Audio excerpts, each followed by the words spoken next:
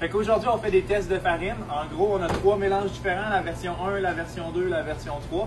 C'est 3 fois le même exact mélange, c'est-à-dire qu'il y a la même quantité d'huile, la même quantité d'eau et de levure. La seule chose qui va changer, c'est la quantité de protéines dans la farine. Fait que c'est la façon dont le blé est traité différemment. Et on analyse de quelle façon ça va impacter la croûte. Puis pourquoi est-ce qu'on fait ça? Bien, c'est pour faire en sorte que la pâte sous la garniture lève un peu plus.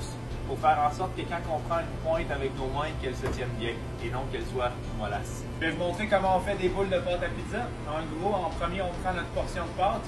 On ne met pas de gants parce que ça colle sur les mains puis les gants peuvent déchirer et ça peut aller dans la pâte. Et par la suite, on plie la boule en deux, on tourne de 90 degrés, on replie en deux, puis on fait ça 3 fois. Ça va nous donner un genre de petit hot dog, pas de saucisse. Puis là, on prend nos deux bouts, on les ramène ensemble, on fait un kiss et on écrase notre boule de pâte sur notre kiss.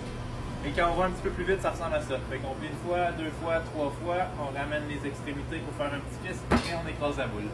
Dernière étape est de badigeonner de l'huile sur nos boules pour ne pas qu'elles sèchent. Ça fait une barrière entre l'air et la pâte.